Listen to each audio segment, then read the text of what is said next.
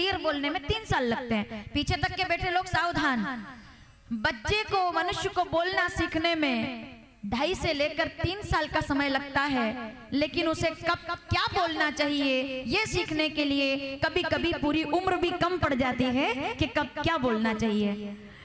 मैं आप सब बुद्धिजीवी लोग एक बात कहना चाहूंगी, बोलना एक कला है, लेकिन कहाँ मौन रहना है ये जानना सबसे बड़ी कला है कि मौन कहाँ रहना है। शब्दों का प्रयोग समझ में आ रहा है ना आपको?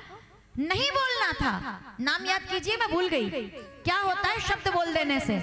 बैठी हुई थी छज्जे पर अपनी सहेलियों के साथ और सामने देखा कि कोई फिसल करके गिर गया है। अब मुझे नाम याद नहीं है, वो आप मुझे बताएंगे। कोई फिसल करके गिर गया है, 100 भाई सामने से आ रहे हैं, मुझे केवल इतना पता है, ठीक है? धृतराष्ट्र के बेटे सामने से आ रहे हैं, मुझे बस इतना पता है। नाम मैं आपसे पूछूंगी। छज्जे पर बैठी है, सामने देखा, कुछ रचना ऐसी की थी शरारत की वजह से कि वहां पर जहां पानी था वहां सूखा नजर आ रहा था, सूखा है वहां पानी था, तो वो 100 भाई एक साथ आए चलते हुए, तो जहां पानी नजर आ रहा था पानी नहीं था, तो थोड़ा सा कपड़ों को उठाया, ऐसे देखकर चलने लगे, तो वो पहली बार में हंसी जबकि जरूरत नहीं थी। जीवन में कभी अपमान का सामना करना पड़े तो ये जरूर थोड़ा पीछे के दिनों में जरूर झांक कर देखना कि कहीं मैंने तो किसी का अपमान नहीं किया था जो मुझे भुगतना पड़ रहा है। और दूसरी बार में जब वो आगे चले तो जहाँ पानी था वहां दिखाई नहीं दिया, तो फिसल गया दुर्योधन। नाम याद करो, फिसल गया दुर्योधन। तो ये जोर से हंसी और सहेलियों ने कहा क्यों हंस रही हो? तो ये जवाब देती है, बोले और कोई नहीं गिरा, यही लोग क्यों गिरे? तो वो कहती है इनको तो गिरना ही था, क्योंकि अंधे का बेटा तो अंधे का सुत अंधा। वो गिरे थे, अभी उनको चोट लगी थी, अभी तो उठ भी नहीं पाए, और ये हंस करके बोली अंधे का बेटा अंधा होता है। कोई दुश्मनी नहीं थी दुर्योधन की द्रौपदी की, बताओ नाम याद दिलाओ जरा। कोई दुश्मनी नहीं थी, कोई दुश्मनी नहीं। आप बोलते हो तो याद आ जाता है मुझे, ठीक है? कोई शत्रुता पांडवों के साथ है, लेकिन आज द्रौपदी ने अपने लिए स्वयं अपयश का दिन सामने रख लिया।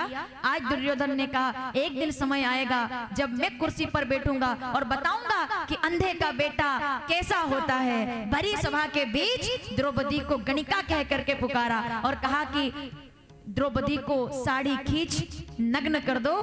कन्हैया जी को रक्षा करने के लिए आना पड़ा, आप लोग जानते हैं ना।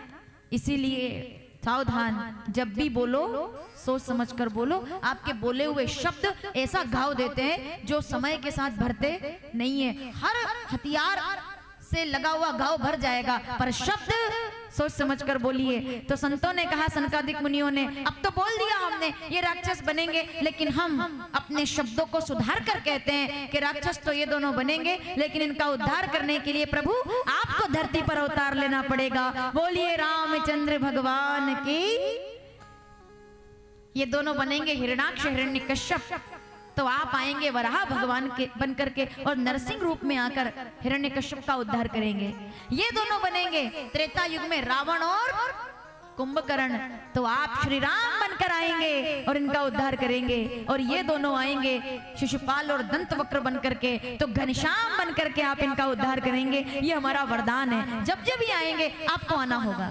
ये पहला कार्य। पार्वती जय विजय ही रावण कुंभकर्ण बनकर आए तो मेरे राम जी को अयोध्या में अवतार लेना पड़ा, ये पहला कारण है। दूसरा कारण, नारद श्राप दीन एक बारा करप एक तई लगी अवतारा। लेकिन इस पर मैं ज्यादा बात नहीं करूंगी, क्योंकि नारद प्रसंग हमने बहुत बार सुना है कि नारद जी को मोह हुआ तो उन्होंने भगवान को श्राप दे दिया कि आपने मेरा विवाह नहीं होने दिया, तो जैसे मैं नारी के लिए तड़प रहा हूं वैसे आप भी अपनी पत्नी के लिए रोएंगे और बंदर आपकी सहायता करेंगे। रामचरितमानस बालकांड दोहा नंबर 137।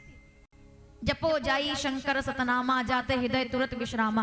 तब नारद जी महाराज शंकर जी की आराधना करके और स्वयं को शांत कर पाते हैं। तो पार्वती, नारद जी ने श्राप दिया तो राम जी को रोना पड़ा, ये दूसरा कारण है। तीसरा कारण, प्रताप भानु जो परिवार सहित रावण बना, तब राम जी ने आकर उसका उद्धार किया, ये तीसरा कारण श्रवण कराया। चौथा कारण, मनु शत्रुपा को वरदान मिला कि मैं आपका बेटा बनकर आऊंगा, इसलिए भगवान का अवतार लेना पड़ा। और पांचवा कारण, भगवान का अवतार लेना पड़ा। अब यहाँ एक सवाल आपसे मैंने थोड़ी देर पहले किया था, रामचरितमानस बालकांड 120 दोहा चौथी चौपाई। जब जब होई धर्म के हानि, बाड़ई असुर अधम अभिमानी। अधर्म को नाश करने के लिए भगवान अवतार लेते हैं, लेकिन पार्वती एक बात बताओ, जो भगवान अधर्म का नाश करने आते हैं, क्या वो भगवान कभी धर्म को नष्ट करने के लिए भी आ सकते हैं? पीछे तक के बैठे लोग सावधान, क्या भगवान कभी धर्म को मिटा सकते हैं? क्या कभी ऐसा मौका आ सकता है कि भगवान धर्म को मिटाने के लिए आए? जितने लोग पंडाल में बैठे, राम कथा के 5वें कारण को ध्यान से सुनिएगा, सीधे सीधे जवाब दीजिए मुझे। क्या भगवान जो धर्म की रक्षा के लिए आते हैं, क्या वो धर्म मिटाने के लिए आ सकते हैं? नहीं आ सकते, वो तो धर्म की रक्षा के लिए आते हैं। लेकिन अगर ऐसा है तो आपने शिव चालीसा नहीं पढ़ी, और अगर आपने शिव चालीसा पढ़ी है तो शिव चालीसा के 12वें नंबर की चौपाई याद कीजिए।